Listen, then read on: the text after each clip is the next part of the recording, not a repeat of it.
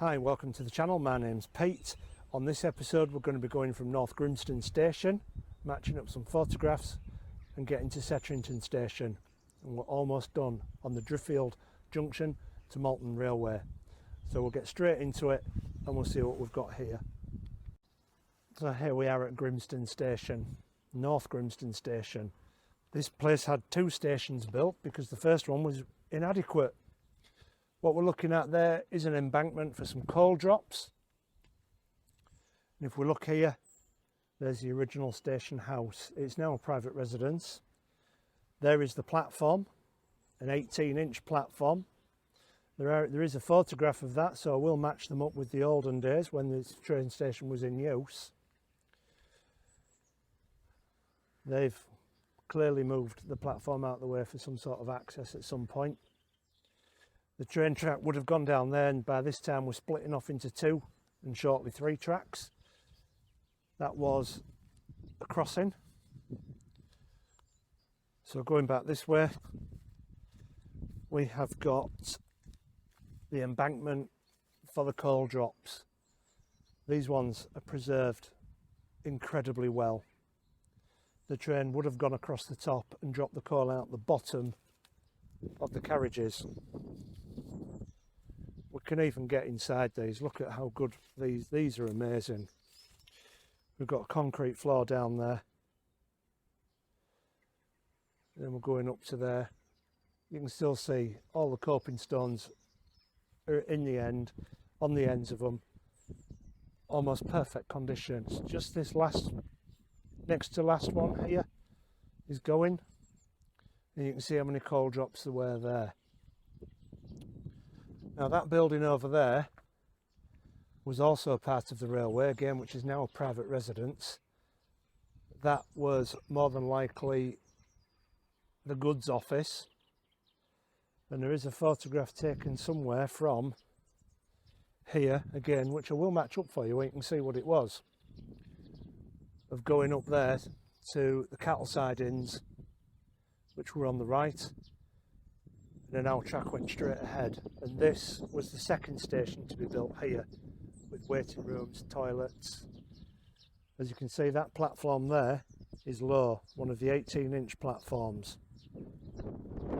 Money saving thing, which by sort of the late 1890s all the platforms had been raised. This one had the luxury of a completely new station being built and goods shed. Not goods shed, sorry, a goods house. Now that has been backfilled.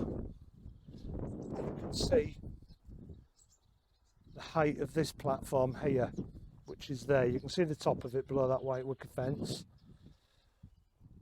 And they've backfilled it into the garden up there, but that is where the train line will have run. Straight through there. And over through there is where we're going to be picking it up shortly. I've just come to the back of the property where you can see the platform there just a little bit better. It does have those sheds on it, but that is one of the raised platforms from when they redeveloped the station in the late 1890s. So just before we move on, I've taken advantage of a high point near the station. This all down here is where the track ran. Down here there were some sidings, and that bit there is where the coal drops were, and the original station house in the back there, and the newer one here with the raised platform.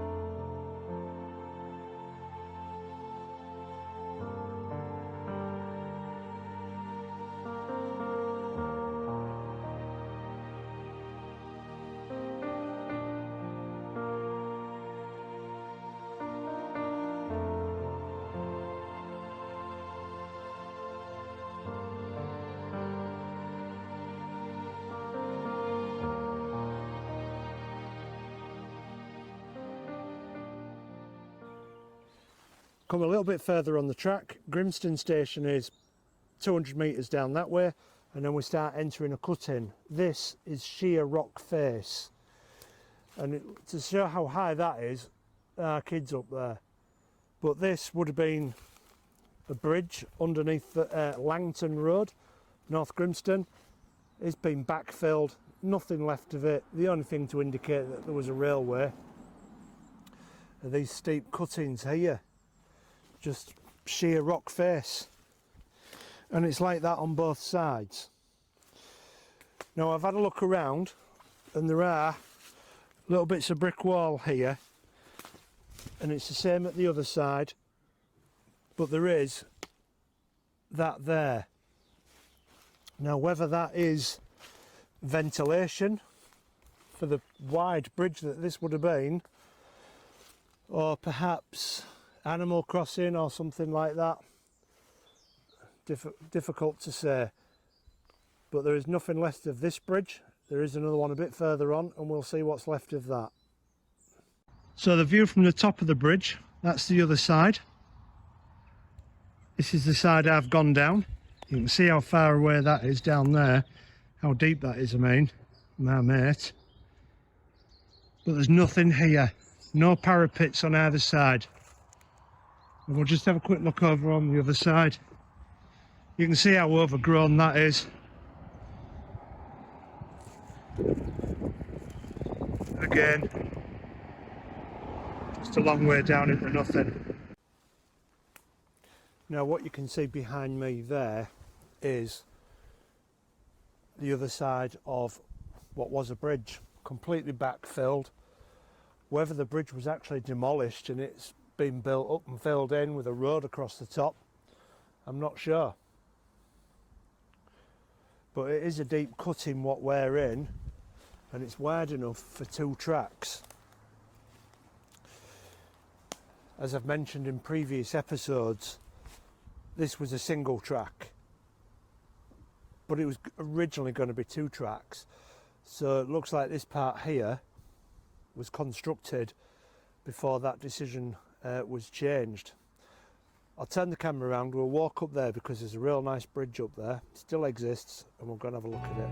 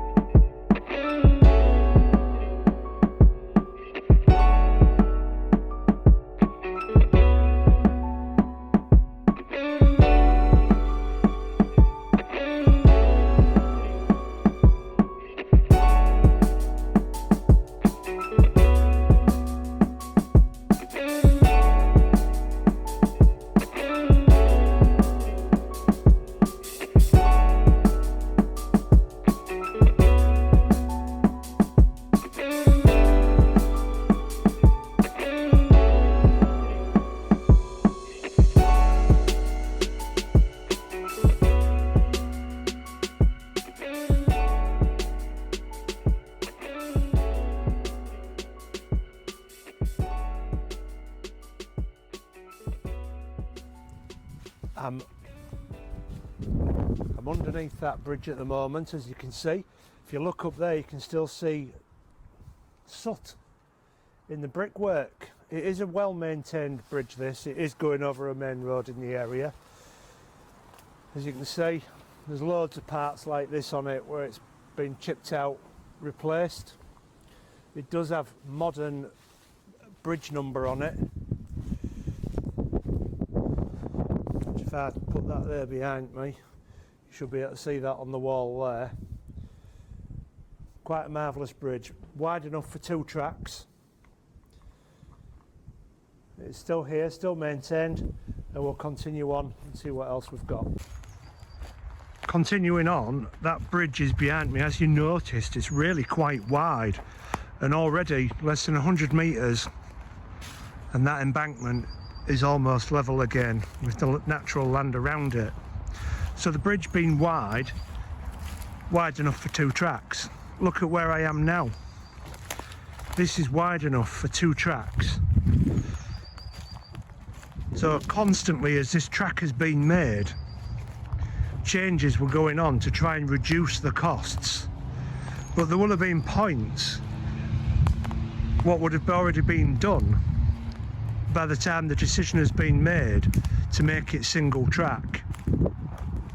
So I just thought it was worth showing how wide this is. This is easily 2 tracks, even 3 tracks down here, possibly even 4. It's huge, is this cutting. And it's like that under the railway bridge. You could easily fit 2 tracks under there. So we'll continue on. Oh, tripping over everything. We'll continue on and we'll get down to Settrington station.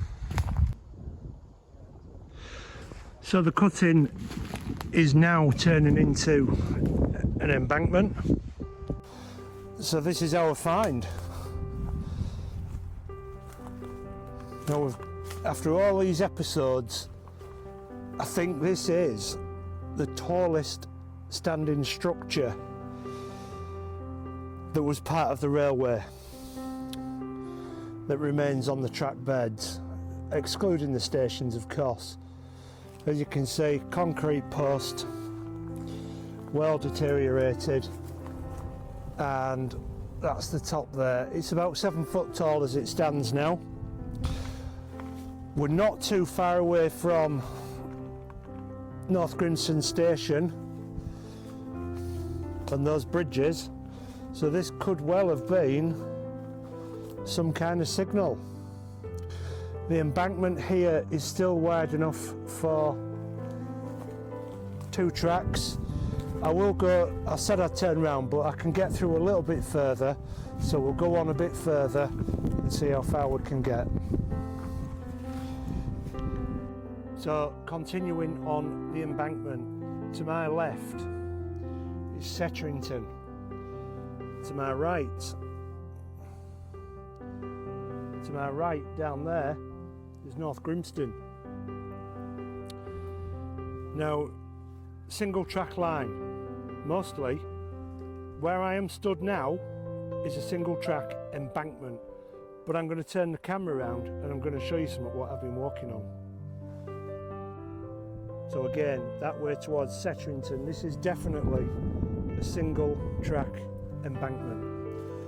But where I was coming from, where the bridge is, and I was telling you how wide it was, the embankment carried on that wide. But then when we get here, we've got this area right now where the double embankment just stops. I hope this picks up on camera. It's clinker everywhere still, all along this track, but that is a bit lower than that side. But this is wide enough for 2 trains, double track. And then I'll turn you back round and it just stops. So our embankment is there with the top here. Down here is where it just stops and goes to nothing, but the edge of the embankment is there. So they must have been doing this as a double track right up until the point where the decision was made that they couldn't afford to do it. make it single track, and this is where they will have stopped on this part. Right, that's definitely as far as we can, so we're going to go back the way we came and get round to where the viaduct was. So we've got the big embankment here coming from North Grimston. This is about where we walked to. We've come off the track because it's just impassable, but you can see the viaduct there, and that is where the old viaduct was.